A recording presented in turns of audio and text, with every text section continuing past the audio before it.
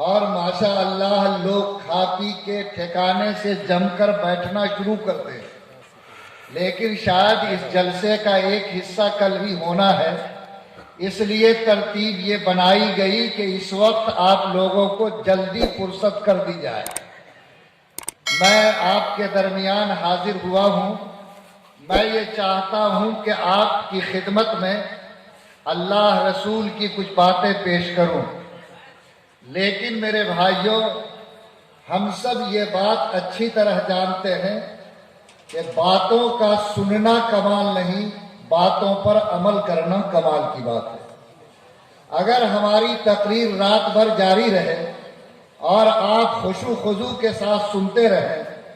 لیکن دل میں عمل کا ارادہ نہ ہو تو نہ میری تقریر آپ کی زندگی میں کوئی تبدیلی لا سکتی ہے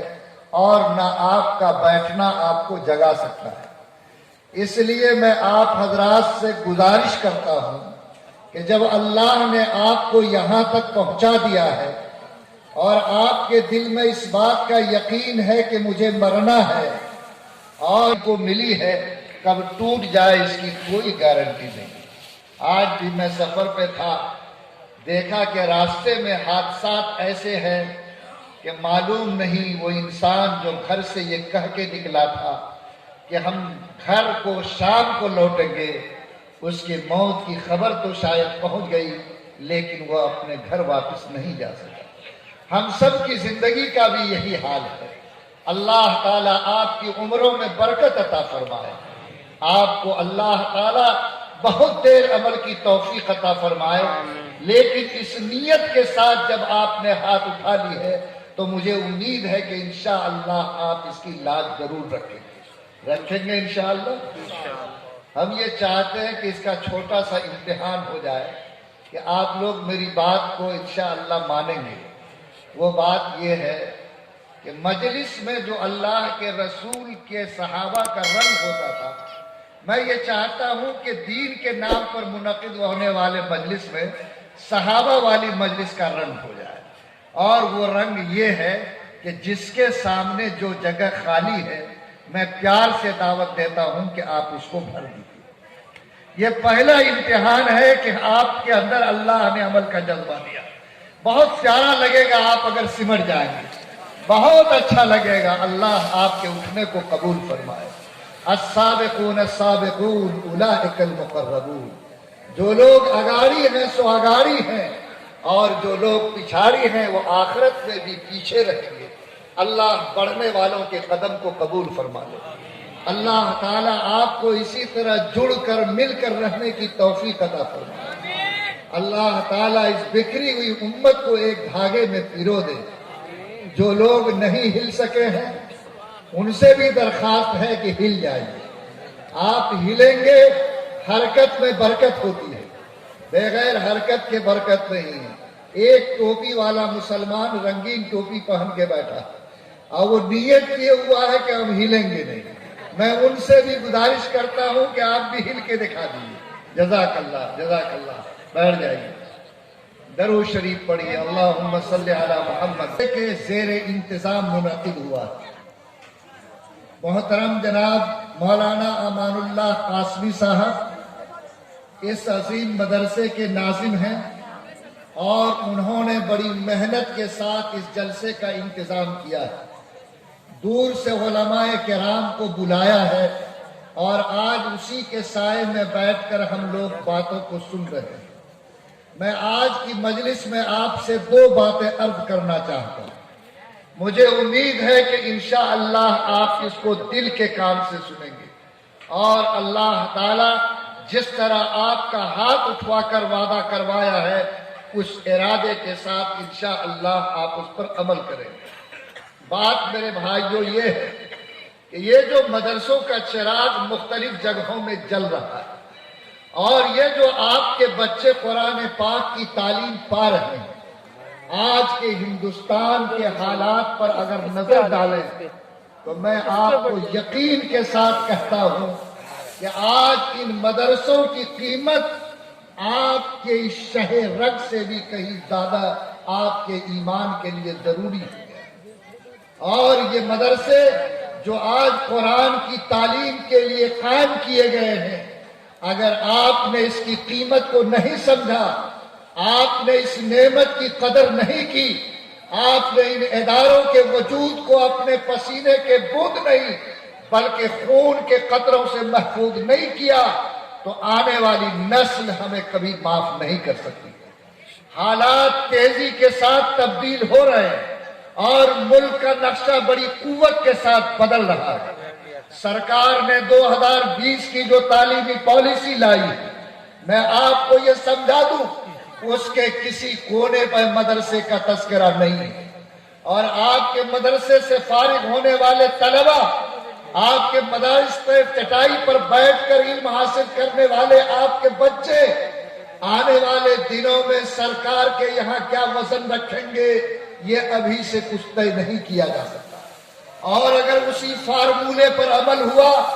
جو فارمولہ طے کیا گیا ہے، تو میں آپ کو یقین دلاتا ہوں کہ ہمارے لیے شاید یہ مدرسوں کے دروازے اتنے تنگ ہو جائیں کہ یہ ملت ساری معلومات کے باوجود شاید اپنے بچوں کو اس دروازے تک پہنچا نہ سکے۔ لیکن کیا ہم اس کو قبول کر سکتے ہیں؟ کیا ہم ان اداروں کے بغیر زندگی کو برداشت کر سکتے ہیں؟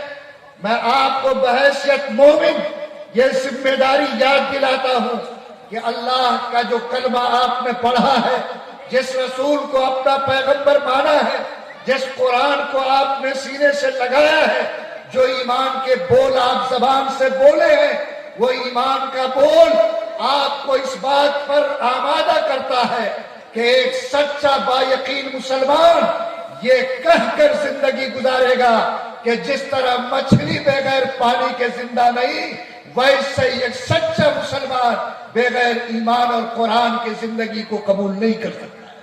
اور اگر آپ کا یہ ارادہ ہے، اور بلا شبہ آپ کا یہ ارادہ ہونا چاہیے، تو آپ کی ذمہ داری ہے کہ سرکار اپنی پالیسی کو چاہے جس انداز میں ڈالے، اس ملک میں چاہے تعلیم کی پالیسی کو جو رخ دیا جائے، آپ اس بات کا عہد کیجئے اور اس بات کی نیت کیجئے کہ جب تک یہ سانس چل رہی ہے، جب تک یہ آنکھ کھلی ہوئی ہے، انشاءاللہ ہم آدھی روٹی کھا کر جی سکتے ہیں، پھٹا ہوا کپڑا پہن کے رہ سکتے ہیں، چھپر کے مکان میں گزر کر سکتے ہیں، لیکن اپنے بچوں کو قرآن پڑھائے بغیر زندگی کی سانس کو قبول نہیں کر سکتے۔ اگر آپ یہ نیت کریں گے، آپ کی اولاد کے اندر ایمان زندہ رہے گا، آپ کی اولاد کی پیشانیوں پر سجدے کے نشان باقی رہیں گے، ان کے سینے میں قرآن کا نور محفوظ رہے گا، اور ان کے جگر کا رشتہ اللہ کے دین سے قائم اور وابستہ رہے گا۔ لیکن اگر آپ نے یہ فکر نہیں کی تو یاد رکھیں وہ اندھیرا جو پھیل رہا ہے اور وہ ہاتھ جو آپ کے گھروں تک پہنچ چکا ہے، آپ کو میں یقین دلاتا ہوں شاید یہ چراغ زیادہ دیر تک روشن نہ رہ سکے۔ آج آسام کی صورتحال آپ کو معلوم کرنی چاہیے، اتراکھنڈ کی پوزیشن جاننی چاہیے، یو پی میں جو کھیل کھیلا جا رہا ہے اس کھیل کو سمجھنا چاہیے، اور ان تمام حالات کو سامنے رکھ کر اس بات کی نیت کرنی چاہیے کہ اے اللہ کے نام پر جس ایمان کا کلمہ پڑھ چکا ہوں، جس خدا کی کتاب ہدایت کو میں نے ہاتھ میں تھاما ہے، میری ذمہ داری ہے کہ اگر میری پیشانی پر سجدے کا نشان ہے تو میری اولاد کی پیشانی پر بھی سجدے کا نشان ہوگا۔ اگر ہم نے الحمد شریف پڑھنا سیکھا ہے تو میری اولاد تک بھی یہ نور منتقل ہوگا۔ اگر ہم نے اللہ کے رسول کو پہچاننے کے لیے اپنے قدموں کو تھکا کر رسول کی سنتوں کو سیکھا ہے تو یہ امانت ہم اپنی اولاد تک بھی پہنچانے کی کوشش کریں گے۔ اگر آپ نے یہ ہمت پیدا کی، آپ نے یہ کام کیا، تو آپ کو میں یقین دلاتا ہوں کہ آپ آنے والے نسلوں میں ایمان کو زندہ رکھ سکیں گے اور آنے والے نسلوں میں ایمان کی حفاظت کر سکیں گے۔ میں مبارکباد دیتا ہوں ان علماء کو جنہوں نے اپنی قوت ایمانی سے ایسے مدرسوں کا چراغ جلایا ہے، اور جس کے سائے میں امت کے بچے بیٹھ کر اور بچیاں بیٹھ کر قرآن کی تعلیم پا رہے ہیں اور قرآن کی تعلیم پا رہی ہے۔ اگر یہ چیز زندہ رہی تو اس ملک میں آپ ایمان کے سرور کے ساتھ ایمان کے نور کے ساتھ، ایمان کی خوبیوں کے ساتھ اور اللہ کے رشتوں کے ساتھ آئندہ بھی پوری مضبوطی کے ساتھ زندگی گزار سکیں گے۔ اس لیے پہلی گزارش آپ سے یہ ہے کہ آپ تمام ایمان والے یہ نیت کر کے جائیے کہ وہ اولاد جو آپ کو اللہ نے عطا کی ہے، چاہے وہ بیٹا ہو یا بیٹی، آپ اس بات کی نیت کریں کہ ہم اس کے ہاتھ میں جانور چرانے کی لٹھی تھمانے سے پہلے، ہم اس کو کسی ٹیلر ماسٹر کے پاس بٹھانے سے پہلے، ہم اس کو دلی پنجاب ہریانہ بھیجنے سے پہلے، ہم اسے کسی مزدوری میں لگانے سے پہلے اس بات کی قسم کھا لیں کہ اس بچے کو قرآن تک کی تعلیم دیں گے،